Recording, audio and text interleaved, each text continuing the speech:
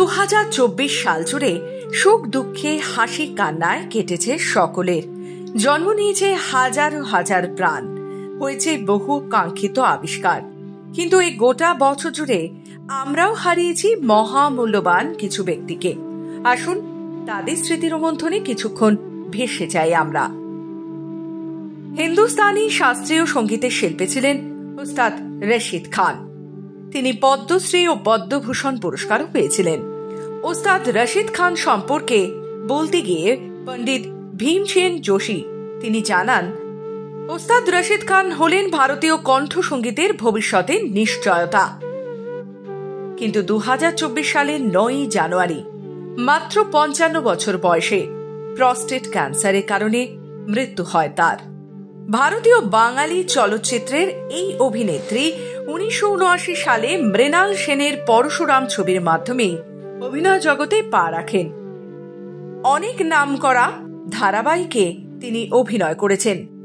27 জানুয়ারি 2024 এই বিখ্যাত অভিনেত্রীর জীবনাবসান ঘটে। এবার আসি গজল সম্রাট পঙ্কজ উধাসের কথায়।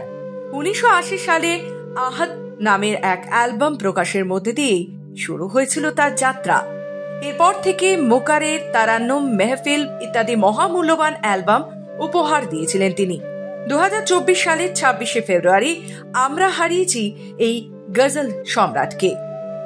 8 আগস্ট 2024 আমরা হারিয়েছিলাম ভারতীয় কমিউনিস্ট রাজনীতিবিদ এবং ভারতের কমিউনিস্ট পার্টি মার্ক্সবাদের প্রাক্তন সদস্য তথা পশ্চিমবঙ্গের প্রাক্তন মুখ্যমন্ত্রী বুদ্ধদেব ভট্টাচার্যকে।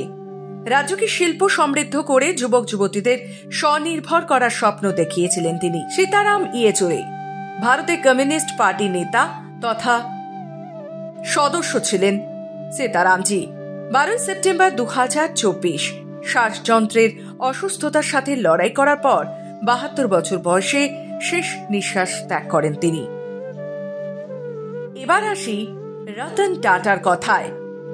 রতন নোবেল টাটা নামটা বললে আর কিছু বলার প্রয়োজন পড়ে না। হ্যাঁ, ভারতীয়দের আবেগ তিনি। 1991 সাল থেকে টাটা গ্রুপ ও টাটা সন্সের চেয়ারম্যান ছিলেন তিনি। পদ্মভূষণ, পদ্মবিভূষণ পুরস্কারে পুরস্কৃত হয়েছিলেন তিনি।